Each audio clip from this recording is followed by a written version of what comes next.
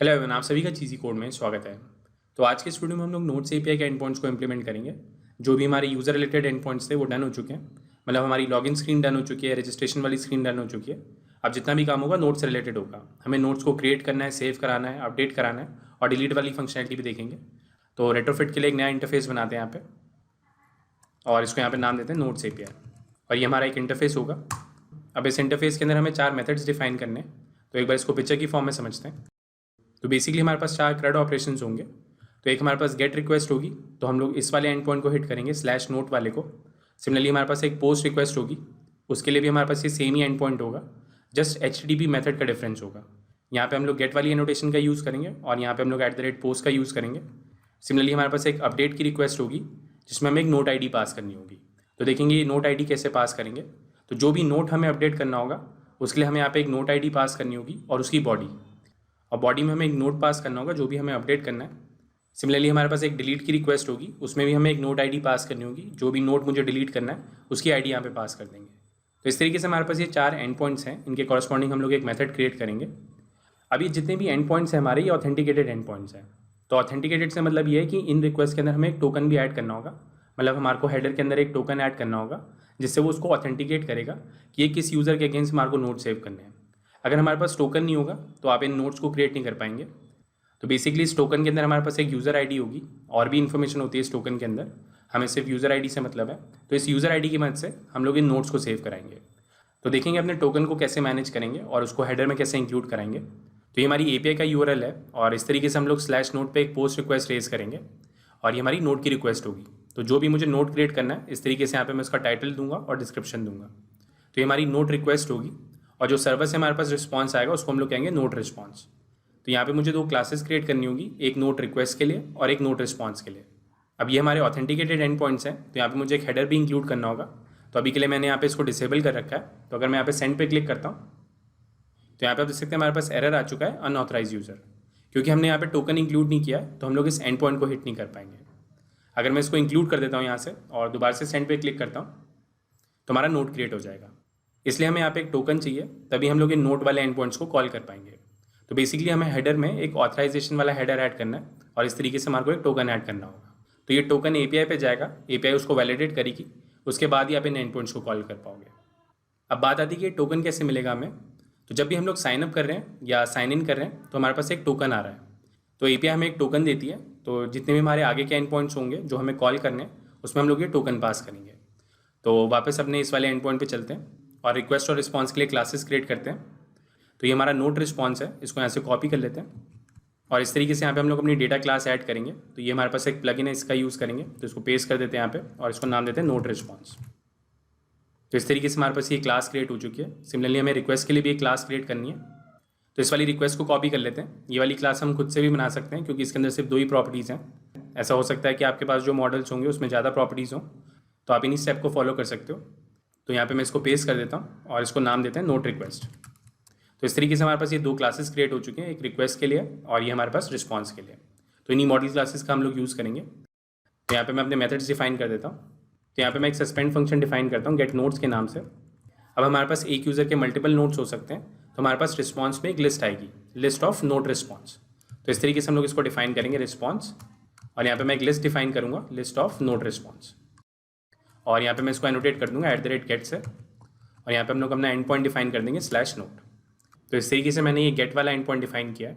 Same इसी तरीके से हम लोग और एंड पॉइंट्स डिफाइन करेंगे। तो यहाँ पे मैं एक पोस्ट रिक्वेस्ट बनाता हूँ और यहाँ पे भी हम लोग इस नोट वाले एंड पॉइंट को ही कॉल करेंगे। तो यहाँ पे मैं एक सस्पेंड फंक्शन डिक्लेयर करता हूँ क्रिएट नोट के नाम से। अब यहाँ पे हम लोग एक नोट क्रिएट कर रहे हैं, तो यहाँ पे मुझे एक बॉडी पास करनी होगी क्योंकि हमारी पोस्ट रिक्वेस्ट है। तो इस तरीके से यहाँ पे मैं इसको बॉडी मार्क कर दूंगा और यहाँ पे हम लोग भेजेंगे नोट रिक्वेस्ट। और यही जो हमारा नया नोट क्रिएट हुआ है वही हमें रिस्पॉन्स में मिलेगा। तो इस तरीके से यहाँ पे मैं रिस्पॉन्स डिफाइन करूँगा नोट रिस्पॉन्स। तो सिंपल है, यहाँ पे हमने एक पोस्ट रिक्वेस्ट रेज करी है, जो भी हमें बॉडी पास करनी है उसमें हमने ये @body लगा दिया। तो यहाँ पे हम लोग नोट रिक्वेस्ट सेंड करेंगे, वहाँ से जो हमारे पास रिस्पॉन्स आएगा वो नोट रिस्पॉन्स आएगा। तो आगे बढ़ते हैं और यहाँ पे एक अपडेट के लिए फंक्शन डिफाइन करते हैं। तो इसके लिए हम लोग यहाँ पे यूज़ करेंगे @put, और ये भी हमारा एक सस्पेंड फंक्शन होगा अपडेट नोट के नाम से। अब अपडेट नोट में हमें 2 चीज़ें पास करनी है, एक नोट ID पास करनी है, मतलब जो भी नोट हमें अपडेट करना है उसकी ID पास करनी होगी, और हमें नोट रिक्वेस्ट पास करनी होगी कि क्या नोट हमें अपडेट करना है। तो यहाँ पे हमारे पास 2 पैरामीटर्स होंगे। तो यहाँ पे हमारे पास एक नोट आईडी होगी जो कि हमारी एक स्ट्रिंग फॉर्मेट में होगी और एक हमारे पास नोट रिक्वेस्ट होगी। तो ये हमारे पास 2 पैरामीटर्स होंगे। जिस भी नोट को मुझे अपडेट करना है उसकी आईडी यहाँ पे पास करनी होगी और मुझे क्या अपडेट करना है, मतलब उसका नया टाइटल और नया डिस्क्रिप्शन क्या होगा, वो मैं इस नोट रिक्वेस्ट के थ्रू भेजूँगा और इसके रिस्पॉन्स में मुझे मिलेगा यहाँ पे अपडेटेड नोट। तो हमारा नोट रिस्पॉन्स ही आएगा यहाँ पे भी। और इस तरीके से हम लोग इसका एंड पॉइंट डिफाइन करेंगे। तो यहाँ पे मैं लिखता हूँ /नोट और ये जो हमारी नोट आईडी होगी वो हमारी डायनेमिक होगी। तो हमारा यूज़र जो है वो कोई भी नोट ले सकता है और उसको अपडेट कर सकता है। तो ये जो हमारी नोट आईडी है वो डायनेमिक होगी। तो इस तरीके से हम लोग इसको यहाँ पे डिफाइन करेंगे ब्रेसेस के अंदर। यहाँ पे मैं लिखता हूँ नोट आईडी। तो इस तरीके से हम लोग ये एक पैरामीटर डिफाइन करेंगे कि हमारी एक डायनेमिक वैल्यू है। तो अब मुझे रेट्रोफिट को बताना पड़ेगा कि आपको इस नोट आईडी के लिए इस पैरामीटर का यूज़ करना है। तो उसके लिए हम लोग यहाँ पे एक एनोटेशन का यूज़ करते हैं @path और यहाँ पे अपनी स्ट्रिंग वैल्यू पास करेंगे कि हमारे पैरामीटर का नाम है नोट आईडी।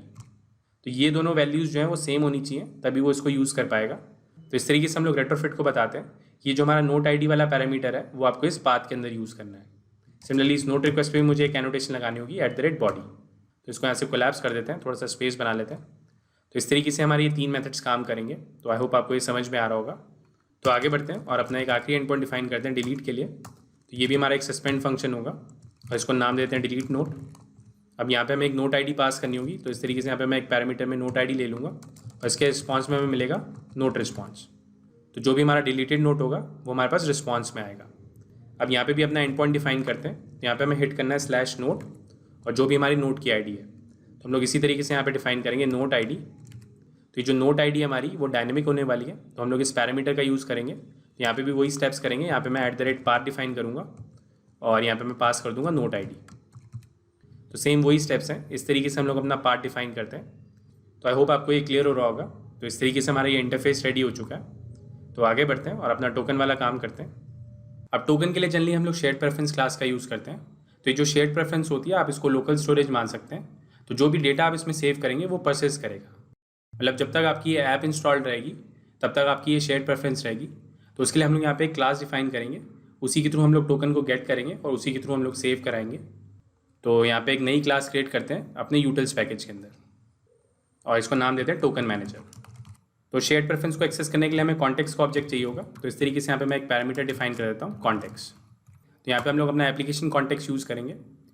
अब यहाँ पे हम लोग हिल का यूज़ कर रहे हैं तो ये जो कॉन्टेक्स्ट है हमें ईजिली अवेलेबल होगा, चाहे मैं एप्लीकेशन का कॉन्टेक्स्ट एक्सेस करना चाहूँ, चाहे मैं एक्टिविटी का कॉन्टेक्स्ट एक्सेस करना चाहूँ। तो यहाँ पे हमें बस एनोटेशंस का यूज़ करना होगा। तो यहाँ पे मैं एनोटेशन लगाता हूँ @inject और इस तरीके से हम लोग इसका कंस्ट्रक्टर डिफाइन करेंगे। तो इसको इंपोर्ट कर लेते हैं यहाँ से। अब यहाँ पे हम लोग एप्लीकेशन कॉन्टेक्स्ट का यूज़ करने वाले हैं तो इसको मैं यहाँ पे एनोटेट कर दूंगा एप्लीकेशन कॉन्टेक्स्ट से। तो ये हमारा क्वालिफायर है। तो क्वालिफायर के बारे में अगर आप नहीं जानते हैं तो आप हमारी डैगर वाली सीरीज़ देख सकते हैं, उसमें मैंने ये डिटेल में एक्सप्लेन किया है। तो इस तरीके से हमें कॉन्टेक्स्ट का ऑब्जेक्ट मिलेगा। तो शेयर्ड प्रेफरेंस के लिए एक वेरिएबल क्रिएट करते हैं यहाँ पे और इस तरीके से हम लोग इसको एक्सेस करेंगे context.getSharedPreference। तो यहाँ पे मुझे एक की पास करनी होगी जो कि हमारी फाइल का नाम होगा। तो उसके लिए हम लोग एक कांस्टेंट डिफाइन कर देते हैं। तो यहाँ पे अपनी कांस्टेंट फाइल पे जाता हूँ। तो यहाँ पे एक कांस्टेंट डिफाइन करते हैं constant val prefs token file और इसको यही नाम देते हैं यहाँ पे। तो इस तरीके से हम लोग इस की का यूज़ करेंगे जो कि हमारी फाइल का नाम होगा। तो इसी फाइल के अंदर हमारे सारे टोकन सेव करेंगे हम लोग। तो इसी का हम लोग यहाँ पे यूज़ करते हैं prefs टोकन फाइल और इसको इंपोर्ट कर लेते हैं यहाँ से। उसके बाद मुझे यहाँ पे एक मोड पास करना होता है कि ये जो हमारी शेयर्ड प्रेफरेंस वाली फाइल है वो हमारी ये एप्लीकेशन ही एक्सेस करेगी। तो हमारा ये प्राइवेट मोड होगा, मतलब उसको कोई और एक्सेस ना कर पाए। तो इस तरीके से हम लोग यहाँ पे एक मोड डिफाइन करते हैं context.modePrivate। तो इस तरीके से हमारे को ये शेयर्ड प्रेफरेंस का ऑब्जेक्ट मिलेगा। अब यहाँ पे मैं 2 फंक्शंस डिफाइन करता हूँ, एक हमारा सेव करेगा टोकन को और एक हम लोग गेट के लिए डिफाइन करेंगे। तो सिंपली एक फंक्शन डिफाइन करते हैं यहाँ पे सेव टोकन के नाम से। यहाँ पे हमें एक टोकन मिलेगा स्ट्रिंग फॉर्मेट में और इस तरीके से हम लोग इस टोकन को स्टोर कराएंगे। तो यहाँ पे मैं एक एडिटर का ऑब्जेक्ट बनाऊंगा जो कि हमारे को इस प्रेफरेंस ऑब्जेक्ट से मिलेगा preference.edit। तो यहाँ पे आप देख सकते हैं मुझे एक एडिटर का ऑब्जेक्ट देगा, इसके थ्रू मैं अपनी वैल्यूज़ को सेव कराऊंगा। तो यहाँ पे मैं लिखता हूँ editor.putString। अब यहाँ पे मुझे 2 स्ट्रिंग वैल्यू पास करनी है। एक हमारी की होगी कि किस की के अगेंस्ट आप अपना टोकन स्टोर कराना चाहते हैं और दूसरी जो स्ट्रिंग वैल्यू होगी वो हमारा एक्चुअल टोकन होगा। तो अपनी कॉन्स्टेंट्स फाइल में जाते हैं यहाँ पे और इसके लिए यहाँ पे एक कॉन्स्टेंट डिफाइन कर देते हैं यूज़र टोकन के नाम से और इसी की का यहाँ पे यूज़ कर लेंगे user_token। और ये जो हमारे पास इनपुट में टोकन आया है इस तरीके से हम लोग इसको सेव करा देंगे और आखिरी में इस एडिटर फंक्शन पे ये अप्लाई फंक्शन को कॉल कर देंगे कि हमारी इन वैल्यूज़ को सेव कर दे। तो इस तरीके से हम लोग ये टोकन सेव कराते हैं। सिमिलरली यहाँ पे एक और फंक्शन डिफाइन करते हैं गेट टोकन के नाम से, जो हमारे को ये टोकन रिटर्न करेगा। तो उसका रिटर्न टाइप होगा हमारा स्ट्रिंग। तो सिमिलरली हम लोग यहाँ पे रिटर्न करेंगे prefs डॉट गेट स्ट्रिंग। यहाँ पे मैं अपनी की पास करूँगा, तो हमारी की का नाम है यूज़र टोकन, और यहाँ पे मुझे एक डिफ़ॉल्ट वैल्यू पास करनी है, तो यहाँ पे मैं लिख देता हूँ नल। तो इस तरीके से हमारा ये फंक्शन काम करेगा। तो इस पर मैं ऑल्ट एंटर प्रेस करता हूँ और इसका रिटर्न टाइप चेंज कर लेते हैं, क्योंकि यहाँ से हम लोग नल रिटर्न कर रहे हैं, तो ये हमारा नलेबल टाइप का होना चाहिए। या तो हमारे पास टोकन होगा तो वो टोकन रिटर्न कर देगा, जो कि हमारा स्ट्रिंग फॉर्मेट में है, और अगर टोकन नहीं होगा तो वो मुझे नल रिटर्न करेगा। तो इस तरीके से मैंने ये टोकन मैनेजर वाली क्लास डिफाइन करी है। तो यहाँ पे मैंने अपनी शेयर्ड प्रेफरेंस का ऑब्जेक्ट एक्सेस किया है, और उसके बाद यहाँ पे मैंने 2 फंक्शंस डिफाइन करे हैं, एक सेव के लिए और एक गेट करने के लिए। तो आई होप आपको ये क्लियर हो रहा होगा। तो देखते हैं इस क्लास को कैसे यूज़ करेंगे। तो अपने रजिस्ट्रेशन वाले फ्रैगमेंट पे चलते हैं और इस क्लास को वहाँ पे इंजेक्ट कराते हैं। तो यहाँ पे मैं एक वेरिएबल क्रिएट करता हूँ अपने टोकन मैनेजर के लिए, और इस तरीके से हम लोग इसको यहाँ पे इंजेक्ट कराएंगे। तो जैसे हमारी ये साइनअप वाली कॉल और लॉगिन वाली कॉल सक्सेसफुल हो जाएगी, तो हमारे को ये टोकन मिलेगा। तो इस टोकन मैनेजर वाली क्लास से हम लोग उसको सेव कराएंगे। और यहाँ पे आप देख सकते हैं मैंने एक टोकन के लिए कमेंट ऐड किया था, तो यहाँ पे अपना टोकन सेव करा लेते हैं। तो इस तरीके से मैं इस क्लास को एक्सेस करूँगा token manager dot save token. तो इस नेटवर्क रिजल्ट के अंदर हमारे पास ये डेटा वाली प्रॉपर्टी है, जो कि हमारा यूज़र रिस्पॉन्स है। तो जैसे हमारा साइनअप होगा तो हमारे को ये यूज़र रिस्पॉन्स का ऑब्जेक्ट मिलेगा, और इसी के अंदर हमारे पास ये टोकन है, तो इसका हम लोग यूज़ करेंगे यहाँ पे। तो यहाँ पे मैं ऑल्ट एंटर प्रेस कर लेता हूँ, और यहाँ पे मैं इस नॉन नल असर्टेड ऑपरेटर का यूज़ करूँगा। तो इस तरीके से हमारा ये टोकन सेव होगा। तो सेम यही चीज़ मुझे अपने लॉगिन फ्रैगमेंट पे भी करनी होगी। तो अपना लॉगिन फ्रैगमेंट ओपन करते हैं। यहाँ पे भी एक वेरिएबल क्रिएट करेंगे टोकन मैनेजर के नाम से, और इसको यहाँ पे इंजेक्ट करा लेते हैं, और यहाँ पे भी वही सेम कोड लिख देते हैं। तो आई होप आपको ये समझ में आ रहा होगा किस तरीके से हमने ये टोकन सेव किया है। तो जैसे हमारी ये कॉल सक्सेसफुल होगी तो हमारे को यूज़र रिस्पॉन्स का ऑब्जेक्ट मिलेगा। तो उस यूज़र रिस्पॉन्स के अंदर हमारे पास टोकन होगा, उसको हम लोग इस तरीके से स्टोर कराएंगे। तो एक बार इसको रन करते हैं। अभी इसमें एक और चेंज भी करना है। तो यहाँ पे आप देख सकते हैं हमारी ऐप रन हो चुकी है, और ये जो हमारी फर्स्ट स्क्रीन है वो हमारी रजिस्ट्रेशन वाली स्क्रीन है। तो यहाँ पे मैं एक नया यूज़र रजिस्टर करता हूँ। तो जैसे ही हमारी कॉल कंप्लीट होगी तो हमारा टोकन सेव हो जाएगा। तो हमारा टोकन सेव हो चुका है। अब यहाँ पे मैं बैक बटन प्रेस करता हूँ और इसको दोबारा से रन करते हैं। तो यहाँ पे आप देख सकते हैं हमारा रजिस्टर वाला फ्रैगमेंट जो है वो दोबारा से ओपन हो चुका है, क्योंकि हमने टोकन तो सेव कराया है बट उसको अभी तक गेट नहीं किया है।